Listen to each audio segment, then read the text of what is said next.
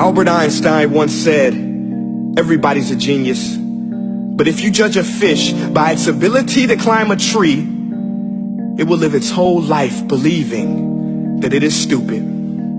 Ladies and gentlemen of the jury, today on trial we have modern day schooling. Glad you could come. Not only does he make fish climb trees, but also makes them climb down and do a 10-mile run. Tell me, school, are you proud of the things you've done? Turning millions of people into robots, do you find that fun? Do you realize how many kids relate to that fish swimming upstream in class, never finding their gifts, thinking they are stupid, believing they are useless? Well, the time has come, no more excuses. I call school to the stand and accuse him of killing creativity, individuality, and being intellectually abusive. He's an ancient institution that has outlived his usage. So, Your Honor, this concludes my opening statement, and if I may present the evidence of my case, I will prove it. Proceed. Exhibit A. Here's a modern-day phone. Recognize it? Here's a phone from 150 years ago. Big difference, right? Stay with me. Here's a car from today, and here's a car from 150 years ago.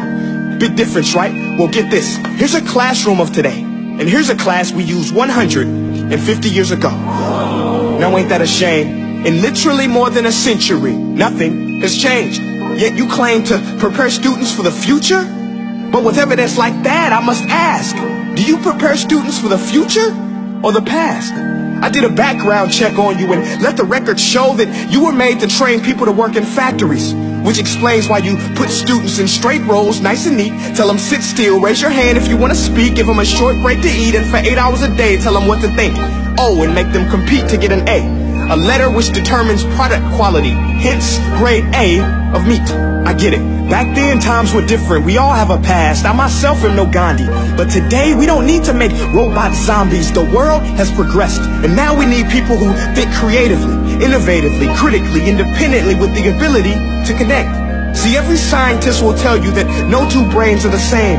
And every parent with 2 or more children will confirm that claim. So please explain why you treat students like cookie cutter frames or snapback hats, giving them this one-size-fits-all crap. Watch your language. Sorry, Your Honor, but if a doctor prescribed the exact same medicine to all of his patients, the results would be tragic. So many people would get sick, yet when it comes to school, this is exactly what happens. This educational malpractice, where one teacher stands in front of 20 kids, each one having different strengths, different needs, different gifts, different dreams, and you teach the same thing the same way? That's horrific. Ladies and gentlemen, the defendant should not be acquitted. This may be one of the worst criminal offenses ever to be committed. And let's mention the way you treat your employees. Objection. Overruled. I want to hear this. It's a shame. I mean, teachers have the most important job on the planet, yet they're underpaid? No wonder so many students are short-changed. Let's be honest. Teachers should earn just as much as doctors, because a doctor can do heart surgery and save the life of a kid.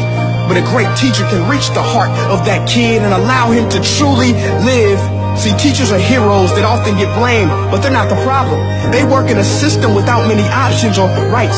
Curriculums are created by policymakers, most of which have never taught a day in their life. Just obsessed with standardized tests. They think bubbling in a multiple choice question will determine success. That's outlandish. In fact, these tests are too cruel to be used and should be abandoned, but don't take my word for it.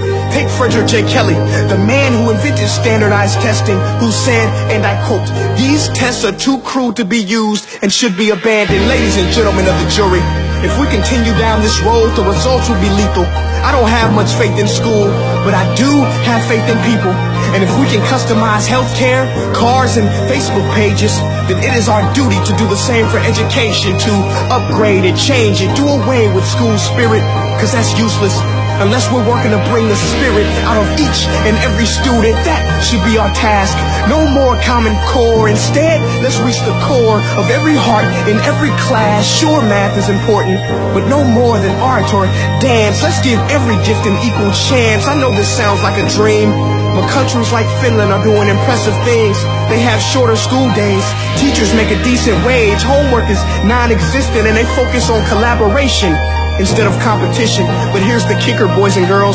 Their educational system outperforms every other country in the world. Other places like Singapore are succeeding rapidly. Schools like Montessori, programs like Khan Academy, there is no single solution. But let's get moving, because while students may be 20% of our population, they are 100% of our future. So let's attend to their dreams, and there's no telling what we can achieve.